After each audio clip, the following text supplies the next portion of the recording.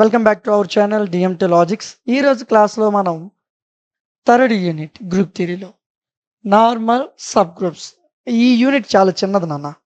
అంటే ఈ యూనిట్ యాక్చువల్లీ మీకు ఓల్డ్ సిలబస్ వాళ్ళకి సెకండ్ యూనిట్లో ఉండేది. దీన్ని కొద్దిగా పెద్ద చేసి 3 యూనిట్లు ఇచ్చాడు. చాలా సింపుల్ ఈ యూనిట్.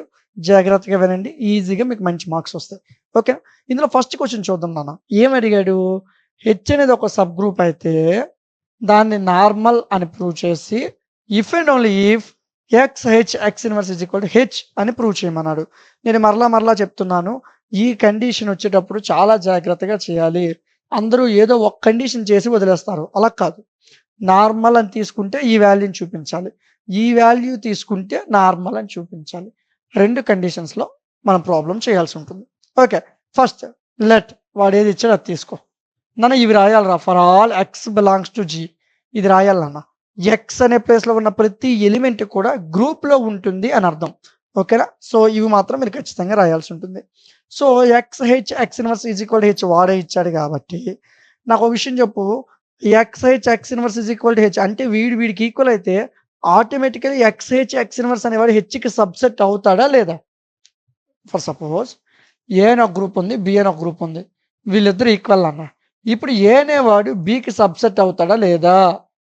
అవుతాడు కదా, ఎందుకంటే వీళ్ళిద్దరు ఈక్వల్ అయినప్పుడు ఆటోమేటిక్గా ఇందులో ఉన్న ప్రతి ఎలిమెంట్ బిలో ఉంటుంది. సో అందుకు ఏ సబ్సెట్ ఆఫ్ బి అని రాసుకోవచ్చు కదా, అదే చేశాను.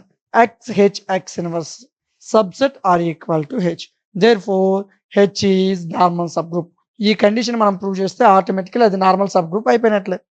నార్మల్ సబ్ గ్రూప్ కండిషన్ ఏంటి? X H x inverse subset or equal to H. So first ఈ వాల్యూని మనం తీసుకొని H is a normal subgroup అని చెప్పాం. ఇప్పుడు రెండో condition H normal subgroup అని తీసుకొని ఇది మనం ప్రూవ్ చేస్తాం. ఇది 5 మార్క్స్కి వస్తుంది నన్ను, ఎక్కువగా జాగ్రత్తగా వినండి. సో ఇప్పుడు ఇది మనం ప్రూవ్ చేయాలి. ఓకే చూడండి, మనకి తెలిసింది ఏంటి? X H x inverse subset or equal to H. ఇది ఈక్వేషన్ 1. ఇది మనకు తెలిసింది. ఒక విషయం చెప్పినా, ఎక్స్ అనేది జీలో ఉంటే ఎక్స్ ఇన్వర్స్ ఎక్కడ ఉంటుంది? జీలోనే కదా. ఎక్స్ అనేది జీలో ఉంటే x inverse also belongs to G. Okay, నేను చిన్న మోడిఫికేషన్ చేశాను, జాగ్రత్తగా వినండి. ఎక్కడైతే ఎక్స్ ఉందో ఎక్స్ ప్లేస్లో ఎక్స్ ఇన్వర్స్ తీసుకున్నాను. చూడు, ఎక్స్ ప్లేస్లో ఎక్స్ ఇన్వర్స్, హెచ్ ఎక్స్ ప్లేస్లో ఎక్స్ ఇన్వర్స్, ఈ హోల్ ఇన్వర్స్ అలాగే ఉంటుంది. Subset or equal to H. ఈ స్టెప్ కన్ఫ్యూజ్ అవుతారు చాలామంది, జాగ్రత్తగా చూడండి. ఎక్స్ ప్లేస్లో ఎక్స్ ఇన్వర్స్ తీసుకున్నాను, అర్థమవుతుందా? Okay, H x inverse whole inverse subset or equal to H. Okay, x inverse H x inverse whole inverse అంటే ఎక్సే, ఇదే కదా నాన్న. -1 హోల్ పవర్ 1 అంటే ఈ రెండింటిని స్క్వేర్ చేసామనుకో, minus into minus plus 1 square 1 x power 1. ఓకేనా? ఇలా వచ్చిందన్న. ఇది ఎలా వచ్చింది చాలా మందికి అర్థం కాలేదనుకుంటా, అందుకే ఇలా చెప్పాను. ఓకేనా? ఈ -1 ఇంటూ -1 ప్లస్ 1. సో పవర్లో 1 ఉంటే లేకపోతే ఏంటి? So x power -1 H x subset or equal to H. Okay, ఇలా ఉంచండి. ఇప్పుడు మీరు ఏం చేస్తారంటే ఎక్స్ ఇన్వర్స్ రాశారు, ఎక్స్ రాశారు. ఇక్కడ చూడన్నా హెచ్ ఉంది, జాగ్రత్తగా చూడు ఒకసారి. ఏం చెప్పాడు వాడు మనకి? X H x inverse is equal to H. So H ప్లేస్లో ఈ వాల్యూని రాసుకోవచ్చా లేదా? ఎక్స్ హెచ్ ఎక్స్ ఇన్వర్స్ రాసుకోవచ్చు కదా, అదే చేస్తాను చూడన్నా, అదే రాశాను. ఓకేనా? సో ఎక్స్ ఇన్వర్స్ ఎక్స్ అంటే ఈ, ఎక్స్ ఇన్వర్స్ ఎక్స్ అంటే ఈ, H subset or equal to x H x inverse.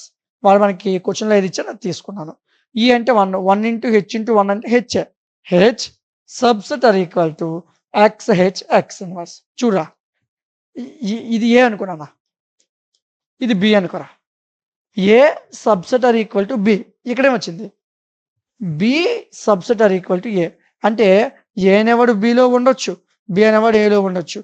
ఈ రెండింటి ప్రకారం ఏ ఈజ్ ఈక్వల్ టు బి అని రాసి వచ్చా. ఏలో ఉన్న ప్రతిదీ బిలో ఉంది, బిలో ఉన్న ప్రతిదీ ఏలో ఉంది, దాని ప్రకారం ఏ ఈజ్ ఈక్వల్ టు బి, అంతే కదా. చూడు, ఎక్స్ హెచ్ ఎక్స్ ఇన్వర్స్లో ఉన్న ప్రతిదీ హెచ్లో ఉంది, హెచ్లో ఉన్న ప్రతిదీ ఎక్స్ హెచ్ ఎక్స్ ఇన్వర్స్లో ఉంది. So from 1 and 2 X H x inverse is equal to H, అంతే. ఓకేనా? సో చాలా సింపుల్, పెద్ద కష్టమేం కాదు, చాలా ఈజీగా ఇవి మనం చేసేవచ్చు. నెక్స్ట్ క్వశ్చన్కి వెళ్ళిపోదాం, జాగ్రత్తగా వినండి, ప్రతిదీ నోట్ చేసుకోండి. ఓకేనా? సో మీకు ఇక్కడ ఏదైతే ఫైల్ కనిపిస్తుందో, అంటే నేను రాసాక కాదు నాన్న, రాయక ముందు మీకు ఫైల్ ఎలా కనిపిస్తుంది కదా, ఆ పీపీటీ ఫైల్ని కూడా మీకు యాప్లో ఇచ్చాము. హ్యాండ్ రిటన్ నోట్స్ ఇచ్చాము, పీపీటీ ఫైల్ కూడా ఇచ్చాము. ఓకే, సరే. నెక్స్ట్ది, every quotient group of an abelian group is abelian. నాన్న ఈ యూనిట్ నుంచి 2 మీకు 5 మార్క్స్ వచ్చే అవకాశం ఉంటుంది. ఓకేనా? సో ఈ క్వశ్చన్ కూడా చాలా ఇంపార్టెంట్. ముందు క్వశ్చన్, ఈ క్వశ్చన్ చాలా చాలా ఇంపార్టెంట్. సరే, క్వశ్చన్ చూద్దాం రా. ఏంటి? హెచ్ అనేది ఒక సబ్ గ్రూప్. మనకు తెలుసు ప్రతి sub group of an abelian group is normal.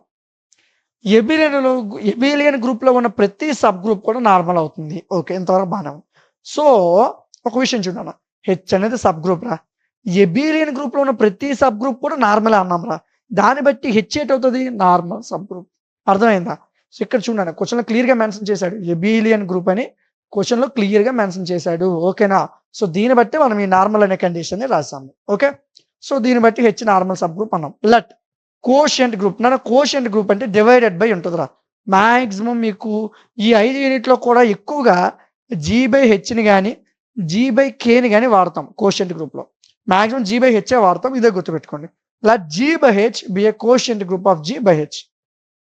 ఓకేనా? G అనే గ్రూప్లో, హెచ్ అనే సబ్ గ్రూప్లో G/H అనేది ఒక కోషియంట్ గ్రూప్ అని తీసుకున్నాను.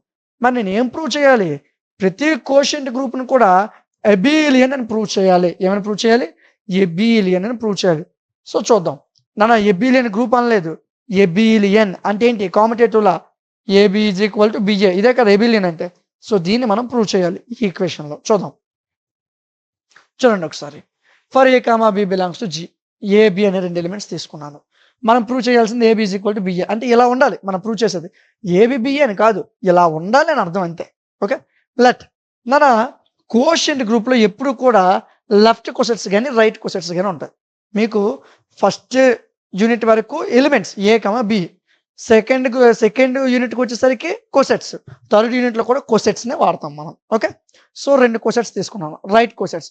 లేదు సార్ నేను రైట్ కోసెట్స్ తీసుకోను, లెఫ్ట్ కోసెట్ తీసుకున్నాను, ప్రాబ్లం లేదు. ఇలా అయినా తీసుకోవచ్చు, ఇలా అయినా తీసుకోవచ్చు, ఇలా అయినా తీసుకోవచ్చు. ఓకే, 2 రైట్ కోసెట్స్ G/Hలో ఉన్నాయి అనుకుందాం. సో వీటి యొక్క మల్టిప్లికేషన్ చేద్దాం.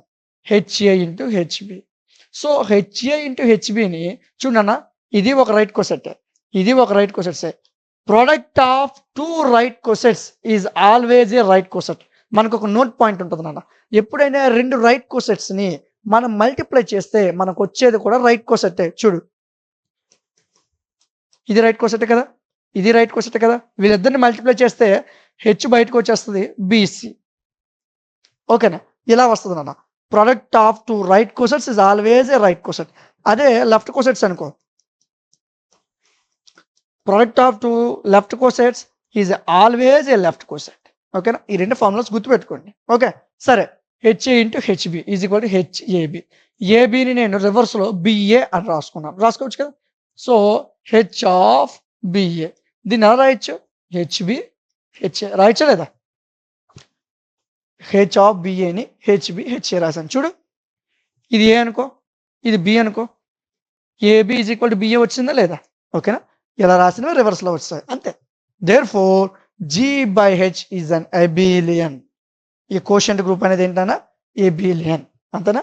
సో పెద్ద కష్టమేం కాదు, చాలా సింపుల్. జాగ్రత్తగా నేర్చుకోండి.